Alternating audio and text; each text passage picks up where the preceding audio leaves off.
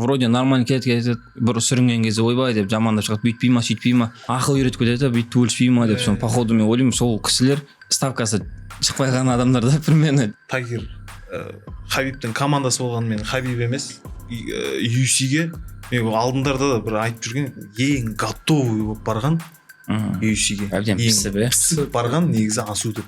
Давай, бұл біз поясың жоқ, сен енді қашпай қой, келіп бір бой өткізейік. Белалды өту керек та, бұл пояс сұрау керек. Миллиондап ана UFC файтпа сатып алған екен да. Миллиондап. Содан UFC-дің жаңағы UFC-дегі адамдар байқап соны Өзбекстаннан көптеген жауынгерлерді шығарғысы келіп жатыр деген бір сыбыс ақпараттар.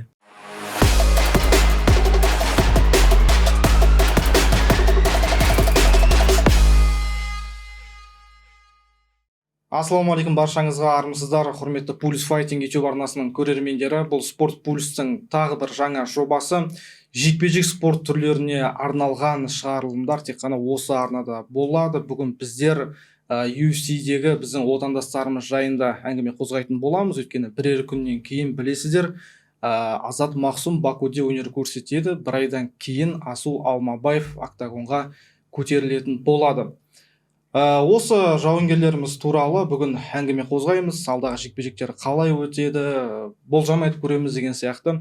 Бүгін біздің студиямызда қонақта 5-0 рекордына ие жауынгер, октагон лигасының менеджері, 8 қырлы, 1 сырлы Еламан Сейтхан. Ассалаумағалейкум. Және біздің MMA индустриясында өзіндік орны бар. Көптеген промоушндардан дауысын естіп жатамыз. Рауан Дулат. Қош келдің. Рахмет. Енді небәрі 2 күннен кейін Азат Мақсум Бакуде өнер көрсетеді Тагир Уламбековке қарсы. Осы туралы айта өтейік. Жалпы Тагир біздің қазақстандық MMA жанкүйерлеріне таңсық адам емес. Бұған дейін Асу Алмабаевпен жекпе-жек өткізген, Жалғаш Жұмағұловпен жекпе-жек өткізген. Енді Асу ол кезде жеңіліп қалды. Еламан, енді содан бастайық. Сіз енді Асудың жақсы достарының бірісіз ғой. Ол жеңіліс қалай болды деген сияқты. Енді қазір оправдание сияқты болып қалатын шығар айтып отырсақ, бірақ енді жеңілді. Бірақ ол кезде енді Асуда кішігірім травмалар болды, және де ол молодой болды да, ММА-да енді бастап жүрген кезде 2017 деген сияқты. Қазір енді Тагирді Асуға берсе результат вообще басқа болатын сияқты, уровень уже екі түрлі өсіп кеткен. Рейтингтен ақ көруге болады. Рейтингтен ақ, қазір енді Асу жүрген Тагир шанс бермейді. 1 жыл болып қалды ма Асудың жүргеніне? 2 жыл. 2 жыл деп. 1 жылда 4 бой бірақ. 4 бой өткізіп тастады. Соны айта салайыншы тоже, қазақ еліне бір үндеу. Как раз мынандай да, 1 жылда Қазақстанда онда ешқандай байыз 1 жылда 4 бой бермеді да UFC-ға победа. И бір жеңілсе сразу ақыл айтып, сондай сәл жүрекке тиіп кетті. Бауырым ғой Асу. Асу үшін тоже комментарийде бұлай да қырылсасың ғой. Бірақ қазір ондай емес енді. Сол қазақ еліне айтарым, қандай спортсмен болсын, Асу болсын, Азат болсын, жеңсе де, жеңілсе де, до конца жанкүйер болып, анандай сүрінген кезде ойбай деп жамандамай. Да Шавкаттың өзін тоже күтіп отқан сияқты көп адам ше. Сүрініп қалса сразу. Сол қазақ еліне там, ол спорт, НАТО башол жақта біз үшін, мен үшін емес, сіздер үшін емес, әркім өз семьясы үшін төгіліп жүрген балалар жұмыс ретінде қарап, просто поддержка берсеңдер болды ғой. Не только Асу, Азат, Бекзат деген сияқты бүткіл спортта жүрген байыз балаларға до конца таңдаңыздар ма, до конца қолдау көрсетіңіздер деген деп айтқым келеді, короче.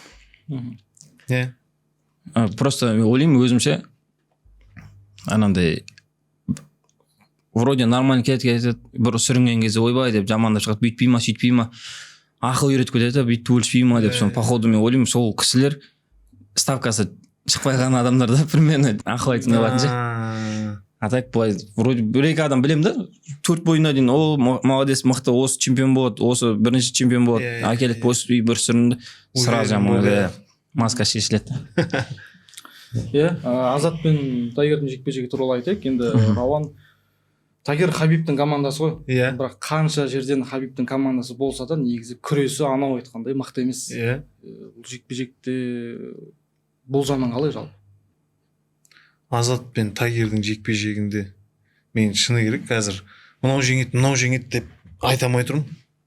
Енді Азат өзіміздің бауырымыз болса да қазақ болғанымен қазір енді барынша Азатқа болеть етеміз ғой, ол үшін бүкіл шанстар бар. Тагир Хабибтің командасы болғанымен Хабиб емес, оның басқа командасындағы жігіттерді жеңіліс көрсетіп отыр. Тим Эллиоттан жеңіліп қалған екен Тагир. Қатты бір базовый борец емес қой Тим Эллиот.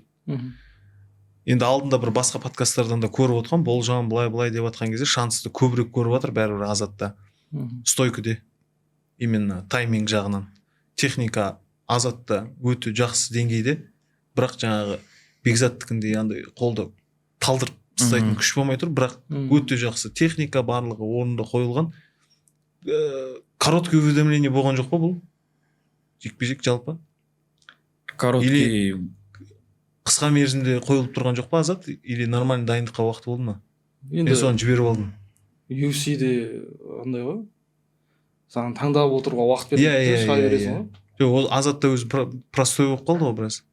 Простой бар бір сетен, сосын өзі сұранған несі көп, бір жылдай ма бойы сақат. Оның алдында Бекзатпен бірге сбор өткел, сәл формада сияқты, өйткені любой профбоец всегда формада жүру керек та, ол любой время не қылып қалады да, бой шығып қалады деген сияқты. Сол үшін постоянно формада жүру, енді 100% болмаса да 60-70 деген сияқты. Мен болжағым 50-50 болып тұр. Нақты мына жаққа беріп тастай алмай тұрмын. Өйткені Тагирді де қазір қандай формада екенін білмеймін. Азатты бір жыл көрмей қалдық. Азат қазіргі соңғы жеңілістен кейін қандай неде жағдайда. Бірақ сонда да енді қазақ болғаннан кейін даже 60-та 40 дей берейікші. Іштей болеть етіп отырамыз ғой. Кеше ана ММА пабликтерде қарап отырмын ғой, комментарийде көбісі Азатқа шанс жоқ деген жазып жатыр. Біздің өзіміздің қазақтар ғой енді. Тагир енді Бекзат Алмаханды, ана Нурмагомедовті бір нокдаунға түсірді ғой, былай қарасаңыз, ол түскен жоқпыз да. Сондай бір күтпеген лаки панч бола ма, бәлкім білмейміз ғой енді. Бұл жерде лаки панчқа бүйтіп тек қана лаки панч дейтін жекпе-жек емес негізі. Бекзатпен кімде Умардал іштей болды ол сезім. Любой қазақта болды деп ойлаймын. Ай, қиын, ананың күресі слишком запретен. Соңғы короткий болды. Короткий. Сосын 2 күн қалған кезде Америка бар да, 2-3 күн қалған кезде акклиматизация дұрыс болмай. Тоже полный лагермен басқа бой көрсететін беді. Азат сосын Қазақстана дайындалды ғой жекпе-жекке. Қазақстана дайындалды, енді Әзербайжан өзіміздің бауырлас халық, жап-жағын, Каспийдің Ақтаудан бүйтіп басын көтерсең көрініп тұратын жер ғой. Сондықтан ондай бір қатты. Енді қазір біз үшеуміз отырып, енді анандай өтірік болып кетеді, ойбай 100% асып отырады деп ондай өтірік айтамаймыз. ММА біз уже бұл салада жүргеннен кейін білеміз да, ММА ол 100% ұтады деген адамдарды ұтып кетіп жатыр, апсет болып анандай көп случайлар бар да. Мына бойын қарамай қой, 100% ұтады деп кетіп қаласың, келесің үрелжет басқа. ММА ол бір удар шешіп кетеді да, ана жақта бір ошибка деген сияқты. Сол үшін ана Тагирді былай не болмайды, сырғып тастауға. Азатты да болмайды да. 100% айта алмайсың да, мынау жеңеді деген сияқты. Бұл жақта енді бауырымыз айтқандай 60-та 40, 70-те 30 болса да по-любому жүректе Азат үшін дұға жасаймыз, Азат үшін тақым қысып отырамыз деген сияқты. Өзіміздің бауырымыз ұтсын деген. Азатта полный не бар ғой, бойы да келеді, ұту үшін барлық не мүмкіндік бар да. Бірақ Тагирде анандай не емес та, мешок емес та, былай айтқанда. Уже опытный қанша жылдан бері өскен. UFC сезініп алған. ММА-да былай 100% ұтады деп айта алмайсың ше. Азаттың нолигі құрған, ноликті жоғалтып алғаны да дұрыс болған сияқты. Нолик кетті. Нолик сенде бір адам нолик бар ғой қазір. И ноликпен бойға шыққан вообще басқа дүние сияқты да. Ноликті жоғалтып алған адамда уже терять нечего. Терять нечего. Рисковать етеді уже куражмен туылып жеткен сияқты. Нолик ол постоянно қысып тұрады деп всегда айтатын еді ғой. Үнемі айтып жүреді, нолик қысып тұрады деп. Жеңілістің дәмін татып алды. Енді Тагир сразу анау жеңілістің орнын қайтарып алуға болады. Если Тагирді өтсе, сразу топ 15-ке кіріп болады. Топ 15-те уже екінші қазақ мүмкіндік бар. Басу керек тек қана. Азат негізі чемпиондық поясқа жалпы қашан таласуы мүмкін? Қанша жылдан кейін, қанша уақыттан кейін? Қалай ойлайсыздар? Бірақ мына жақта тоже айта алмайсың да, матчмейкер қалай жұмыс істейді, менеджеріне байланысты тоже. Кейбіреулерде бар ғой, анандай UFC-де сразу запойыз төгіліп жатқан сияқты, сразу келесі төгіліп деген сияқты. Мына жақта менеджердің несіне байланысты, өзі еще боецтің өзіне байланысты активный болып тұрса, оны любой время дайым любой бергенмен шыға беретін болса шанс көп та бірақ ондай неде. 57-те UFC'дегі қатты страдать етіп жатқан вес қой негізі. Чемпион Пантожа отыр. Уже Сол главное қойып тастайды, Пантожаның бойын шыны керек. Өткізе саласың ғой біз. Өткені түсінесің қазір 5 раунд астына түсіріп алады, бұл тұрғызбайды бұл. И қазір как раз менің ойымша 57-де жақсы 1-2 нокаут хайлайтпен поясқа тезірек жетіп алуға болады. Күрес и так күресетін адам жоғарыда отыр. Сондай болған жоқ па 2 победамен сразу. Талдырады. Боксерский несін көрсетеді, сразу поясқа 7-ші орында тұрып па, сразу поясқа шығып кетті. Не только UFC-да, любой организацияда сондай да, зрелищен бой жасайсың, нокаут жасайсың, сразу сен не вата продвигать өткен күрес енді. 57-те мейлінше оңайырақ сияқты да. Қазір поясқа бару. Главное, берілген шанс бір бой, сол жерде тарс бүкіл техниканы көрсетіп. Сен ана қалған вестерде енді анау бір элита жиналып алады ғой, топ 5-те. Бір-бірімен төбелесіп, ана жаққа кіргізу үшін қиын сен. 57-те қазір жолдан шығып тұрған сияқты. Қазір Пантожа отыр. Пантожадан кейін нақты Маренаны айтайын десең, Маренада қазір жеңіс. Кайкара Франц, менің ойымша асулар спокойно өтіп кетеді сияқты маған. Азатта асуда Кайкара Францтарды андай енді спокойно өтіп кетеді деп айтпай ақ қойшы, андай если бойда бір нәрсесі жүрмей қалса, мысалы Хабибтарда күрес болды, так мынау жүрмей қала ма, бұл күреске салып аламын. Сондай бір нақты айтатын бір аргумент жоқ боецтерде. Стойка бар, иә. Ал стойкада жақсы дайындалып кеткен жігіттер, в принципе. Мен білмеймін, барлығы ситуацияға байланысты қазір қалай болады, қалай продвигать етеді. Кім Асу болсын, Азат болсын, қазір бір жылда қосып қалатын шығар Әлиби бауырымызды. Сол болсын, кім жетсе де пояс алса болды бізге. Иә. Қай бауырымыз болса да әйтеуір. Енді сіз негізі менеджерсіз ғой қазір Октагон лигасында. Енді Азат енді бір анау айтқандай шоумен емес, жалпы UFC-дегі матчмейкерлердің көңілінен шығу үшін ондай нәрселер маңызды ма, қалай ойлайсыз? Ол Азат енді өзі бірінші ойынан бастап білемін да, ол баланы скромный өзі. Анандай оған заставить ете алмайсың, оны қазір отырысқа сен бүйтіп айт, былай жасап, былай айт, ол қанды жоқ па өзі. Хладнокровный, анандай артық әңгімесі жоқ, сұрақ қоймасаң отыра беретін бала да. Нағыз анандай не ол? Асуда сондай ғой, мысалы. Ер адамға тән қасиеттердің несі, артық әңгіме айтпай, тып-тыныш отыра береді, артық сөзі жоқ деген сияқты.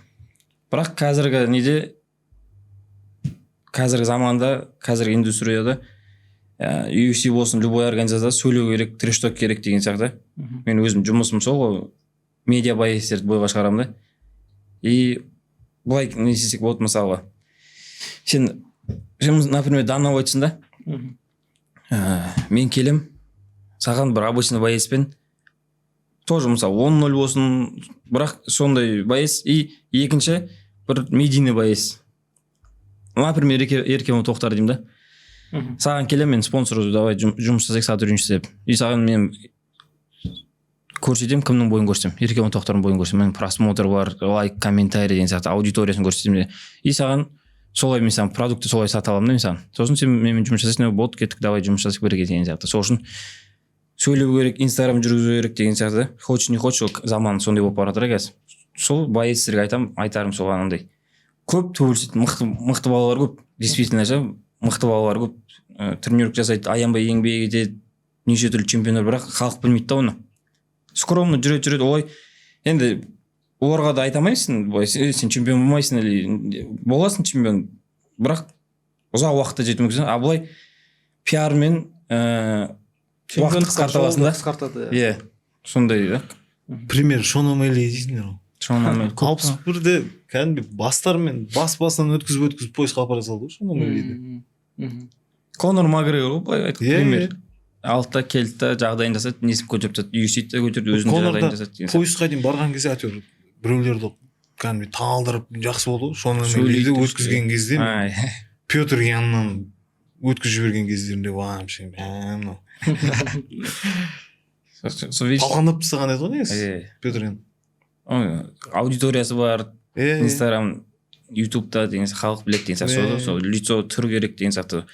Сосын анандай айтамын да қазір нелерге де андай контент жүргізгендерін қуып кеткен емес, енді тренировканы салып жоқ негізі шоуды да әдемі етіп жасауға болады без грязи. ол міндетті түрде қуып ау емес четкий қылып жасауға болады ғой мысалы біздің жұман ағамыз әр жекпе жектен кейін сөйлеген сөзі хит болып кетеді ғой тиктокта ол андай ау деп өйтіп жаңағыдай шектен шығып жаңағыдай мотиватор сияқты емес та қазір жұман деген мотиватор стилі бөлек жұманынікі бөлек жұманда енді өзінің өмірінде көргенін соны айтып жаңағы анашым әкешім деп мысалы оның өзі халыққа қызықты да сондай бір ерекше бір нәрсе ойлап тауып бірақ қазір жұман братанның любой айтқан сөзі кетеді өйткені ол кісі уже ана кім айтатын еді бізде найзада бір менеджер жұман аға келеді десе старый волк ол кісіге прикол ұстасаң болады старый волк дейді да уже бүкіл индустрияны көріп тастаған адам болды ол кісінің танымалдылығы ғой қазір енді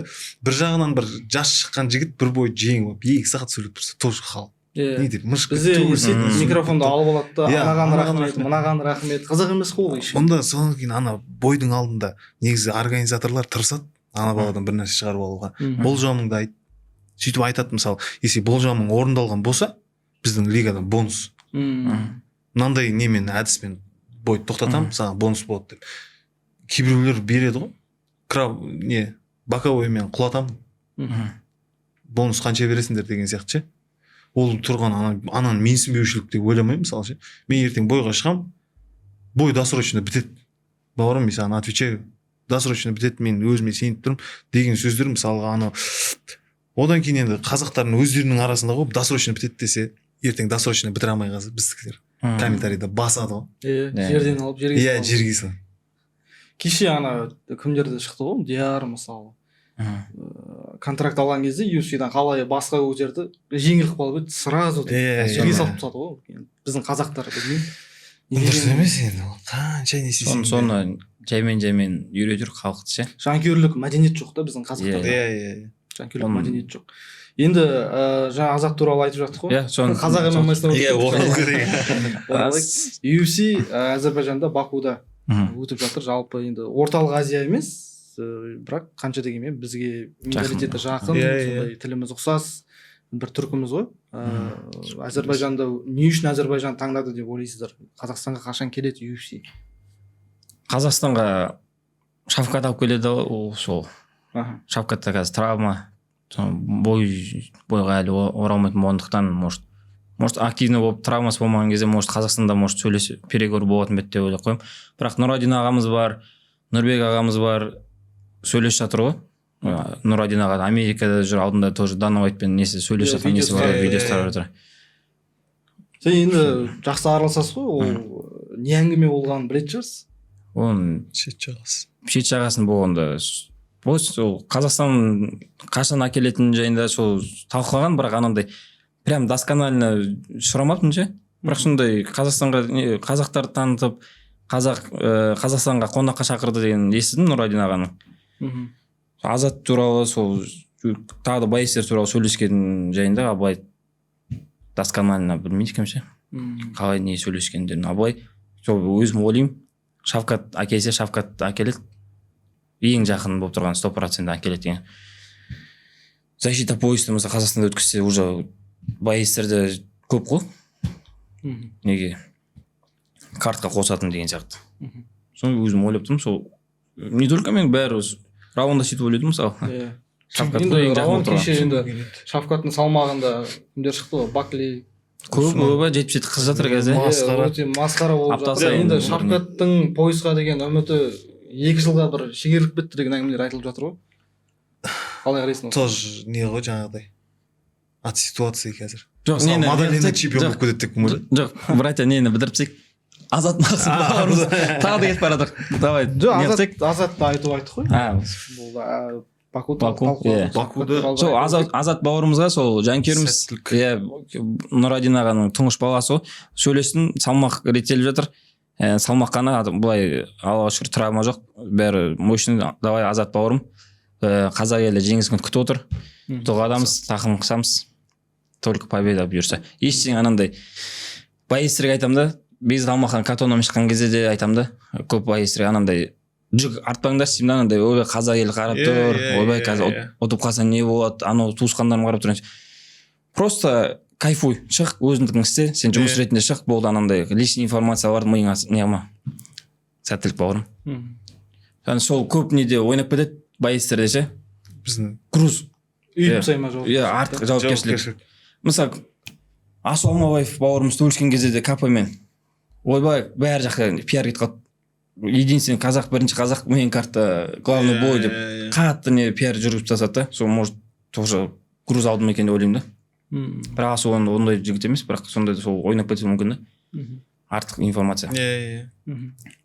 Енді UFC-дің белбеуін жаңа сұрақты бір жауабын. UFC белбеуін. Енді UFC-ның белбеуін негізі бірінші болып алып келген үміткер Шавкат қой. Иә. Бірақ енді кешегі жекпе-жектен кейін оның салмағында енді бір үміткерлер, жаңа үміткерлер пайда болды. Мен ойлаймын енді қазір бір бой беріп, потом титулға шығару мүмкін сияқты что-то. Шавкатты ше тағы да бір бой беріп, сосын Шавкатқа может Билалмен аңмен жау керек шығар бір бой. Давай бұл пойысың жоқ сен, енді қашпай қой, келіп бір бой өткізейік. Қанша қыздырылды ол бой, болмай қалды. Билалды өту керек та, бұл пойыс сұрау керек. Ана жақта енді Усман жеңіп алған шынымен қиындатып жіберді негізі, 77 дегеннен. Усман енді пойыс сұрайды. Ол пойыс үшінде төбелескен сияқты Баклимен. Бірақ мен естігем, сөзін бөліп жүрмін, естігем. Залда Шавкат Усманмен күресіп, әшейін не аптады. Бірақ енді бой бөлек, тренер бөлек, бірақ бірақ ана возрастной болғанмен де оны сысып тастауға болмайды. Қасқыр кеше мысалы, ойбай то же самое ғой, Бакли ойбай 100% құлатады деген не шықпай қалды да. 5 раунд. Артынан қиналып қалды, бірақ 5-ші раундта кішкене. Басты уже 5-ші раундта. Шавкат қазір дартемді жаттығу жасап жүр негізі. Жаймен бастады, тренировкасын бастады. Fight Nights Boxing болды Алматыда. Сол кезде көрген. Бұл видео біздің достарымыз Пари матчтың қолдауымен шығып отыр. Олардың телеграм арнасына сілтеме комментарийде бекітілген. Пари матчтың телеграм арнасына өте отыра сіздер олардың ұйымдастырып жатқан акцияларынан хабардар бола аласыздар. Асу Алмабаевқа көшейік. Ендеше 26 шілде күні Дубайда Асу Алмабаев Рамазан Темировке қарсы жекпе-жек өткізеді. Рауан, енді сен Рамазан Темировтың атын хабарлаған ринг анонсерсың ғой. Қай жылы 2022 ма? Найзада жекпе-жек өткізді ғой. Ақтауда ма? Ақтөбеде өткізді. 48 сияқты қателеспесем. Кіммен өткізді? Бразилиялық. Атымды қалдым. Асуда соңғы найзада соңғы апперкотпен шашып көгет бояған. Асуға атқан. Асудан жеңілді. Оны негізі Арман Ашинов дайындап берді ғой. Ұрып. Содан кейін Асуға атты. Кімді, Рамазанды ма? Жоқ, ана бразильцті. Екеуі схожий не болып тұрды, ұқсас болып тұрды. Найзада жеңген. Асудан кейін анау кім қуатты? Бір жылдан кейін Асу қуатты. Ой, Асу деп Рамазан Темиров. Мен білмеймін, Рамазан Темировтың де Асумен несі ұқсас болып кетті, UFC-ге кірген. Жылдам сразу уже топчықтың ішіндегі бой беріп тұр. Біреулер айтып жатыр енді, типа Асуды сливать етіп жатыр UFC деп. Қаншалықты рас екен. Типа жас бала. Иә, сразу астындағы опасныйларға беріп жіберіп жатыр дейді. Топтан жоғарыдағылар беруге болатын еді деп. Бірақ енді қаншалықты рас екен білмеймін. Рамазан Темиров енді тоже өзіміздің өзбек бауырымыз. Қазақ өзбек айқасы UFC-де бірінші рет маған өте қызық болып тұр осы. Енді қиын бір жағынан. Қаламаған жекпе-жектің бірі ғой. Неге? Жалпы Темиров 61-ге түсті деген кезде негізі Асумен бір бой боқпады, бірақ іштей қалған жоқ еді ол бойда. 57-те. Қаншалықты не екенін киеді. Меніңше Асу енді сезбей өтеді демей қояйын, бірақ күреспен алып тастайтын сияқты меніңше. Өйткені Темировтың күресін біз білеміз ғой. Күрес жоқ та негізі ода. Взрывной, жақсы күреседі. Агрессивный бастайды. Асу енді Асудың уже опыты көбірек, қанша дегенмен UFC-де. Ертең тұрып барынша сол. Взрыв. Бірінші раундта свежий болып тұрған кезде не істемейді. Жайлап төбелесіп. Ары қарай 2 мен 3-ті 100% Асудың несінде деп тұрмын мен капитасында. 25 минут кардио машина ғой. Иә. 25 минут. Жоқта 5 раунд емес, 3 раунд. 2-3-ті әшейін асудың несіне копилкасында кететін сияқты маған. Рамазанның дайындығы енді қаншалықты екенін білмеймін. Рамазанның күресіп отқанын көрмеген екенмін мен. Жалпы. тоже анандай, бірақ тоже айтуға болмайды, сырғып тастап ше. Ойбай 100% асу ұзасын деп. Анандай тоже құлақ үйрету керек та. Иә. Бірақ бірінші раунд опасный болады шынымен. Анау атылған кезде. Бірінші раунд. Екі қолында взрывчаткалар бар, ана жігіттің негізі. Талдырып жіберетін күші бар. Мощный. Мығым дене бір жерге жиналған. Дананың кірген кезде опасный, ближний бойда вообще опасный негізі. Оны жақсылап тактически не істеу керек сияқты. Бір түсіріп алса, екі қолды забивать еткізіп тастаса бірінші раунд шығармай. Соны болды ары қарай жайлап өзінің жұмысын істеп тастайтын сияқты маған. Енді бәрібір бұл жерде опыт кішкене басымырақ болып тұрған сияқты асуда. Тем более ол неде ғана емес, жалпы карьерасында. Иә, UFC-де ғана емес ол. Асу негізі карьерасында жөте падение бәрін көрді. UFC-ге мен алдындарда да бір айтып жүрген, ең готовый болып барған UFC-ге. Әбден пісіп барған негізі асу деп. Қанша сұрап жүрді UFC-де пісіп барды кәдімгідей. Бүкіл 100% дайын болып барған жауынгерлердің бірі негізі асу андай жас болып. Азаттар сәл жас болып барғандай көрінді маған енді. Әлі Қазақстанда піспеді. Асу өткені Брейвте көрді, Октагонда да бір жекпе-жектер болды, Найзада, Ресейде. Пісіп барған. Иә, Fight Nights. Просто қазір. Опыт не только UFC-де, жалпы өмірлік несімен. Асудың жақын досын шақырып алдық бүгін подкастқа. Өзіне айтады екен. Енді тура осындай болжам. Енді біздің жақта айту оңай, бірақ план Эдуард Базаров ағайдың планы бөлек. Асудың өзінің жоспары бар. Бірақ енді бүткіл кімнен сұрамасаң ММА білетін адам сол тура осындай не айтады жоспарды. Бірінші раунд құлатпаса екен, мыжғыласа екен, сосын өзің білген сит деген сияқты. Енді тоже сөзіне келсем, асу былай не ерте емес, не кеш емес, прям өз уақытында кірген бәрі солай ойлайды. Мен де сөйтіп ойлаймын, прям өзін уақытымен кірді, пісіп, әбден. Тем более бұл 2018-де опыт жағын айтып жатыр қой. 2018-де Қазақстанда единственный боец болған асу.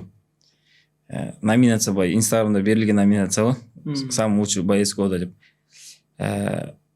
2018 СНГ-да қандай промоушн бар, бәрінен бой жасайды, бәрінен победамен келеді. Fight Nights, ACB, Алас Прайд, Найза деген сияқты нелерде.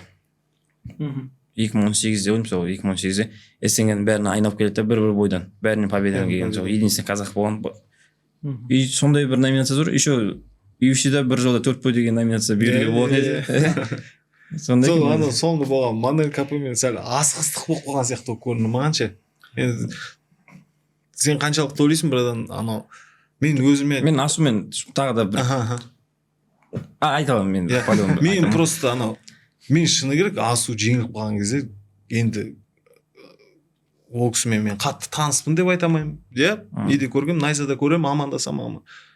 Мен жүрегім ауырады ғой. Мен білейін, басқа біреуге қалай болатын еді, мен асу братан жеңіліп қалған кезде кәдімгі жүрегім ауырды. Манель Капайдан ше. Досрочно ананың бәрін көрем. Сөйтіп бәлен асығып қойды ма мына жекпе-жекке. Шавкат кішкене өз мүмкіндігін асықпай жіберіп алған сияқты көрінді да, асығып жіберіп алған сияқты көрінді. Иә, түсінемін, Манель Капайдан өтіп алса болды уж. Претендент болып кететін еді асу. Бірақ сәл асығыстық болып қалды ма деген ой болды менде. И еще короткий немен алып кетті ғой, бұл қысқа мерзімде алып кетті. Бойда көрдім, Манель Капайдан 57 емес, бір 66 мың боец болып тұрды ғой. Енді ММА рисковать етпесең, отырып қаласың. Асуға сол кезде асу топта тұр, берген соперник топта болған жоқ. Сосын мына жақтан Капайдан соперник сливаться етіп кетті, травма қатты. Басында кіммен өту керек еді? Эрцикпен болу керек. Одан кейін біреуді берді. Ол екі поражение подряд келатқан біреу. Оны ұтқаннан қатты не болмайтын еді оған. Лучше рисковать етейік деген сияқты болды да. КП мына жақта замена оқып, травма оқып соперник. Сонымен құласақ нардан қойып деген сияқты не ұтсақ кушта рисковать етті. Бірақ енді ыңғайсыз қарсылас қой негізі КП-ге. Иә, мен енді былай бауырымға асу. Мысалы, любой жерде асуды алып шығасың ғой, ақтап. Жоқ, осы боқтап қоясың ғой. Айтамын да енді, асу үшін боқтаймын енді. Көп боқтай бермеймін, бірақ. Жоқ, көзін шыққыды, 5 рет шыққыды. Ол көзі шыққанда ол әсерін берді енді неде бойда. Иә, конечно. Әшейін боксер перчатка тиіп кетсе спаррингте бүйтіп кәдімгі не қыласың ғой. Бірақ асудың өзі бір ырза болған, мен любой жерде асуды ақтап шығасың ғой, жоқ көзін шыққыды грязный төбелес деп. Асумен былай екеуміз сөйлестік қой. Асу вот ұнайтын еркекше жауап берді да. Көзім шықмаса да күшім жетпей тұрды дейді да сәл. Иә, көрініп тұрды ғой. Взвешенный вроде нормально, келесі күні дәу болған дейді. Может енді бауырым болғаннан кейін не да мынандай ойда қалыптасып кетті де, қалыптасқан жоқ. Енді ойлап қалдым да, мысалы қазір UFC-да жоқ қой неде, UFC-да допинг контроль қатты тексермейді да. Мына жақта енді сөзін ашық спортсмен болғаннан кейін витаминдер салу керек. Ана жақта Америкада может дұрыс емес бір нәрсені сақ қоясың ба білмейсің да, сол қазақтар барып дұрыс витаминсіз восстановление дұрыс болмай қалып шыға ма деп ойлаймын да. Ал ана жақта Америкада уже біледі да, что как не салады, не салмайды деген сияқты. Оны ана жақта американецтер айтып отпайтын сияқты саған ше. Мынаны салсаң болады, мына витамин болады, мына болмайды деген сияқты. Тоже допинг контроль бар, бірақ анандай UFC-да сияқты емес та, уже частный компания ма, может сол да ойнап кетуі мүмкін роль. Ірі көрінді ол 100%. Америка тем более дамыған ғой, иә, ол Америка, Қытай дегендер дамыған, фармацевт, не витаминдер, ол восстановление бар уже. ММА сөзін ашық бір біз 10 жылдықта ғой, жақсы келе жатқан, 5 жылдықта ғой. Ана жақта уже бұрыннан келе жатқан нәрсе да, иә. Мен Манель Капенің сол асумен болған жекпе-жегінен кейін мынау Манель Капе тура мынандай формамен Пантожаны не прочухает деп ойладым ше. Пантожаны сезбейді деп ойладым мен. Тура осылайынан барса, тура асумен төбелескендей барса, Пантожаға шанс жоқ деп ойладым мен. Өйткені асудың проходтарын не істеп жатқан кезде әшейін итере салады, спокойно шығып кете салады. Не істеп алған мынау деп ойладық қой сол кезде. Если тура осындай формада болса, мынау не үшін әлі поясқа бара алмай жүр деп. Асудың алдында Мокаевпен болып еді ғой жекпе-жек. Мокаевпен болған кезде бұндай ірі болып көрінген жоқ. Сөзін ашығын айтайыншы. Бұндай ірі болып көрінген жоқ мен Мокаевқа қарсы. Именно біздің асумен шыққан кезде ірі болып көрінді, қатты ірі болып көрінді маған. Білмеймін енді ол қаншалықты біз қазір мына жақтан болжап айта береміз. Неше түрлі нелер бар, айту оңай, иә. Бірақ енді мен өзім көрермен ретінде көргенім ірі болды дедім мен бұл. Сосын мен ойлаймын, неде тренировочный лагерьді ауыстыру керек сияқты. Жоқ, асуға ауыстыру керек деп ойлаймын уже. Ана залда шафкатқа более удобно да, 70-70 боецтері. Асу елу-жетілер жоқ жақта. Ол асу мен сборда жүрген кезде сөйлесіп тұратынбыз. Сол кезде айтады, былай анандай день открытых дверей ғой, Америкада любой команда келіп кіріп шығып жүре береді да. Боецтер келіп жолдан өтіп кіре салады мына залға, ақшасын сөйлеп деген сияқты. Сол кезде асу айтады, бір арық біреулер 57 боецтер кіріп қалса сразу шақырамын дейді да. Брат келді, дос болайық деген сияқты ше. Сөйтіп жүрмін деп. Мен қазір енді тоже ақыл айтты, өздері команда бар, тренер бар, өздері не болады, бірақ енді қазір ойлаймын уже ауыстыратын шығар деген сияқты уже. Суборы басқаша көрсетіп деген сияқты. Спарринг по-любому керек та. Емін болғаннан кейін. Кеше бір подкасттан көріп қалдым, кім? Еренғайып, яс Еренғайып. Мираппен не жасап жүрді ғой? Спарринг. Айтып атты ғой. Бір спарринг жасап, біреумен дайындалып көргім келсе, сол бірінші номер сол Мирап еді деген сияқты. Сол сияқты кішкене сондай бір сол жақта жүрген, бірақ қазір 57-те топ кімдер бар? Солармен бір хотя бы спарринг өткізіп, прочух детіп алсаң. Иә, Пантожамен бір не жасап алса, прочух детіп алатын еді да, қаншалық чемпионның несі қандай екен деген сияқты. Иә, солай жанына спарринг партнерлар. Дартимнің өзінде де 57-те жақсы бір спарринг партнерлар да азайып кеткен сияқты ма. Дартимде қазір Қазбек бар. Қазбек. Ермахан бар. Ермахан Орынтаев. Бірақ асу айтайын, Қазбекті де Ермахан тачух кетпейді. Қазбек саған әлі өсу керек деп қойсың досың. Күніге тисем біраз Қазбекке. Темиров негізі біздің бір қазақстандық жауынгермен жекпе-жек өткізіп көрген екен. Жаңағы Топологияда ашып қарасам, бізден октагонда ма? Жоқ, GFC деген лига болды, Горилла дейтін. Сол уақытта дүркірет болды ғой, сол Атырауда турнир өткізген. Қазақстандық жауынгермен танымайды екен. Талғат Жұмағалиев. Кім ба? Ағасы ма? Рамазан Темиров па? Рамазан Темировпен жекпе-жекке шыққан. Талғат Жұмағалиев батыстың жігіті ғой. Крепилер, иә. Самбишинмен жеңіліп қалған екен Талғаттан. Талғаттан жеңіліп қалған, иә? Жеңіліп қалған. Рамазан Самбишинмен. Видишь, тоже анандай Инстаграмның несі слабы болғанда, мысалы, көбісі біле бермейтін жекпе-жек қой бұны. Ұтып алған екен да. Темиров сосын Вергарамен жекпе-жек өткізді ғой. Сол кезде өзбекстандық жанкүйерлер миллиондап ана UFC Fight Pass сатып алған екен да. Миллиондап. Содан UFC-дің жаңағы UFC-дегі адамдар байқап соны Өзбекстаннан көптеген жауынгерлерді шығарғысы келіп жатыр деген бір сыбыс ақпараттар. бар ондай. Бұл асуға бір әсер етіп жіберуі мүмкін емес па ертең? Темировті кішкене қолдап ана жақта. Олай болмайды деп ойлаймын. Жоқ. UFC-де қолдау ма? Иә. Темировті көтергісі келіп жатыр деген бір сыбыс әңгіме естідім. Қанша көтергісі келгенмен жекпе-жек көрсетсе де асу отса ол точкасын қояды деген сияқты не ғой. Бірақ енді Өзбекстан халқы былай UFC-де болсын, любой лигада болсын, поддержка мощный, өйткені 40 миллион халық бар ол жақта.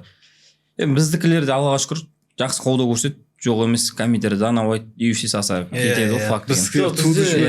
Бізде қолдау бар жанкүйерлерде. Бірақ сатып алмайды. Сатып алмайды, иә. Міне UFC Fight Pass'ты сатып алғанның нәтижесін көріп отырсыздар ғой, осындай сыбыс әңгіме шығып жатыр.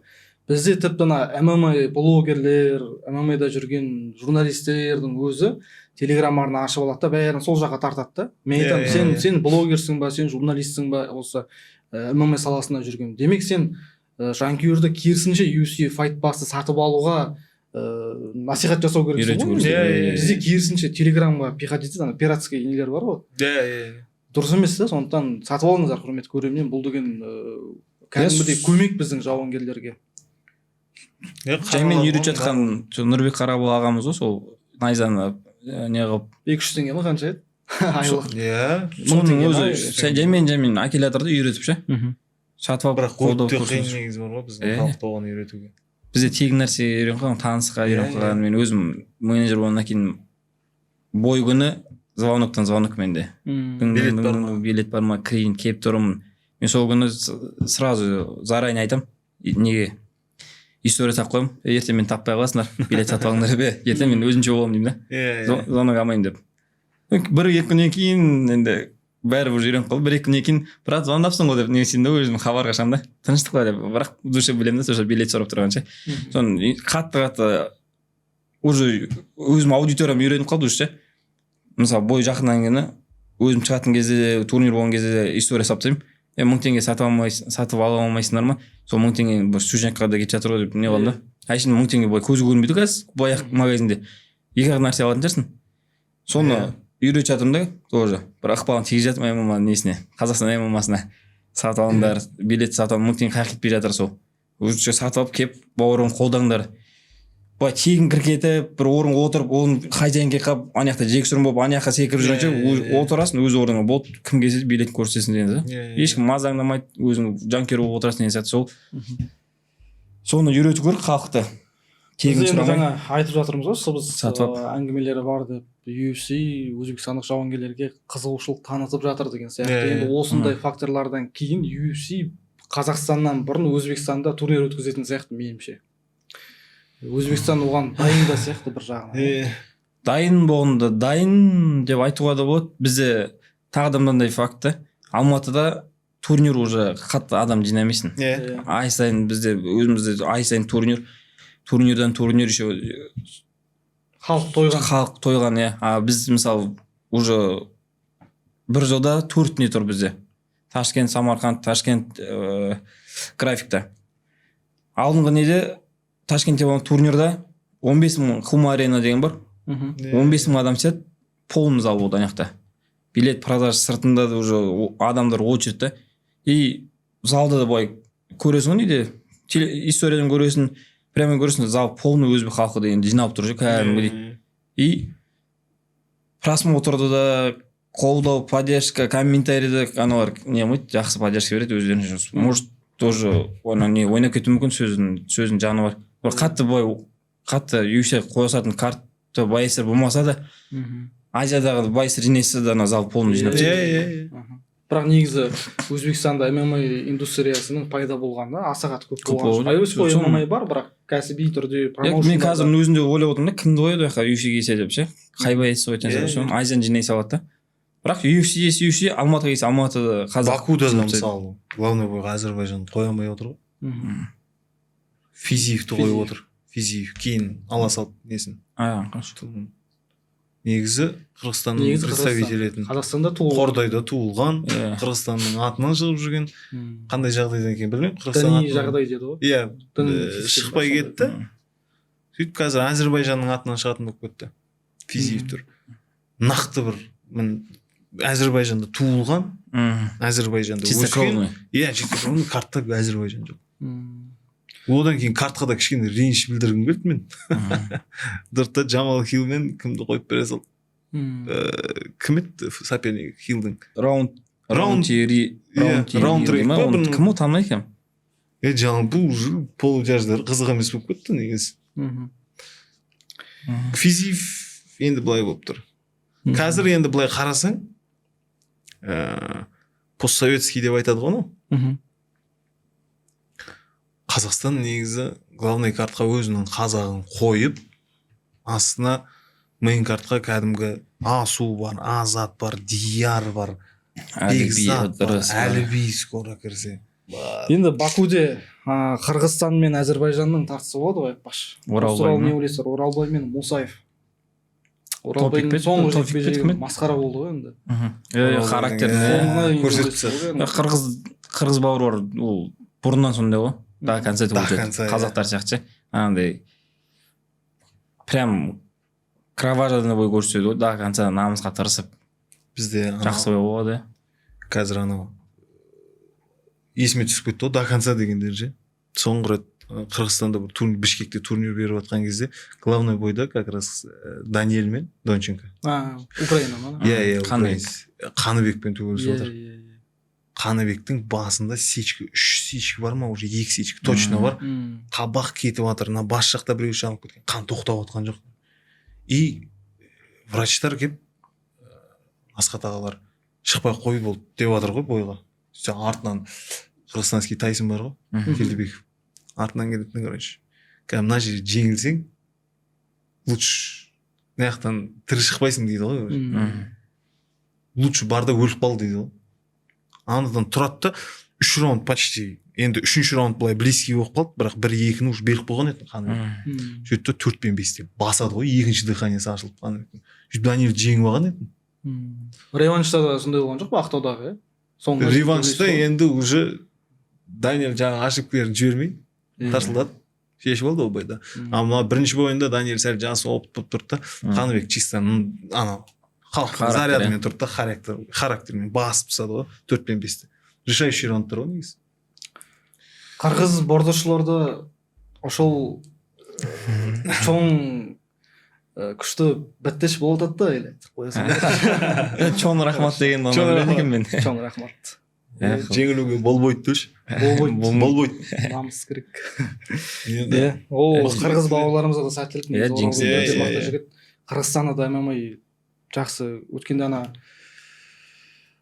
Шевченко, Валентин Шевченко пояс алды ғой. Иә. Кезек жігіттерді енді. Осымен бір пояс керек. Анау комментарийде қатты кетіп қалады ғой, қазақ қырғыз ерегес болып кетеді, қазақ өзбек. Сол айтарым, бәріміз бір тұраннан тарағанбыз. Анандай бауыр бар, ой қатты кетпей қойыңдар, бұл спорт екі спортсменнің несі айқасы, мемлекеттік не қозғамайық деген сияқты тоже айта салайын дегенім ғой енді. Қырғыз, өзбек, қазақ бәріміз бауырларымыз. Біз бұл жерде межнациональный бір не болмау керек. Бұл жерде әшейін екі жігіт бір-бірін өзара кім мықты екенін. Боецтердің любимый сөзі бар ғой, спортивный интерес дейді. Иә, спортивный интерес. Өзара мықтыны анықтайды. Кім мықты? Ол мысалы қазір қазақ пен қазақ төбелесіп жатса да, қазақпен төбелескім келмейді дейді. Сосын ана астына комментарийға жазады, не үшін қазақ пен қазақты қойып қойғансыңдар? Или екі қала бөлініп кетеді. Иә, екі қала бөлініп кетеді. Ақтөбе, Алматы деп бөлініп кетеді да. Ол жігіттер мысалы Қазақстанның ішінде өзара кім мықты екенін анықтап алмаса, ертең Америкаға барған кезде қиналып қалады. Мықтылар кету керек қой деп ойлаймын да. Тем более 15 минут төбелесі, иә, халыққа жақсы шоу сыйлады, шығады, чай ішеді, дос болады деген сияқты. Қазыбек пен Бағдаттың бойы қанша кәдімгідей. Халық уланып шуланып кетті. Мысалы, главный бойға Қазыбекті қойған дұрыс, Қазыбек пен Бағдат тұрған дұрыс па? Или условно сол жерде главный бойға Бағдатқа бір бразилец алып келесің. Непонятно. сол сияқты. Бірақ Қазыбек пен Бағдатқа уже халық отырады. екеуі де қазақтың батырлары, трехкратный чемпионы екеуі де. Кәдімгідей Найзаның лично тарихына алып кететін жекпе-жек болды екі бойы да. Сол сияқты спортивный интерес болып, енді бізде енді қазақ пен қазақты айдап тастап жатқандай болмай, ол просто өзара кім мықты екенін анықтаған бір көрермен ретінде маған өзіме де қызық та. 70 килограмм, мысалы соның жаңағы 57 килограммда Қазақстанда ең мықты осы екен болды. Сөйтеміз де соны жайлап бүкіл қазақ елі болып шетелге жібереміз. Мына жақтан ары қарай жалғастыра береміз деген сияқты. Ертеңгі UFC турнирінде өнер көрсететін барша қырғыз, өзбек, қазақ бауырларымыздың бәріне де сәттілік дей отырып бүгінгі подкастымызды Мықты жеңсін. Бәріне де сәттілік, Асуға да, Азатқа да тек қана жеңіс күтеміз бұйырса. Ал құрметті көрермен, сіздер біздің арнамызға жазылып, комментарийлеріңізді жазып, белсенділіктеріңізді көрсетіңіздер. Біздер осы Pulse Fighting YouTube арнасында алдағы уақытта керемет подкасттарды көретін боласыздар. Аман сау болыңыздар. Самый активныйға менен бір футболка алу. Бір комментарий лайктан, комментарий арасында. Қандай футболка? Октагон футболкасы. Октагон лигасының оригинал. Еркекші айтып жатырмын. Өзің маған не істейсің? Конкурстың шарттары қандай болу керек? Сол. Активный там подписаться етіп, комментарий лайк басып, әрдайым. Не только осы біздің видеоны, қанша видео бар сенде бір? Асу мен Азат жайында кім күшті комментарий жазады, соның арасынан таңдап алайық біреуін. Болмаса болжам ғой. Екі футболка онда. Екі футболка, болды. Сенің парақшаңа да қолдау көрсетсін, сосын өзіміз қазақ бауырларға да қолдау көрсетіп, жақсы пікір, жақсы тілектен жазып кетсін. Ең көп лайк жинаған комментарий болды. Қазақша контент ең басты, сондықтан қолдайық. Біріміз қолдайық, халыққа айтарымыз сол, өзіміздің боецтерді всегда қандай не болмасын, шешім болмасын, всегда қолдайық, до конца апарайық, шын жанкүйер болайық, анандай. Сондай короче. Жеңсе баса өтеріп, жеңілсе таптап тастамай, кішкене жанкүйерлік мәдениетті қалыптастырайық деп айтқысы келіп отыр ғой. Көп нәрсе айтқым келіп отыр, бірақ. Келесі енді айта жатармыз, бұйырса соңғы подкаст емес, әлі де екеуіңізді бұйырса күтеміз біздің студиямызда.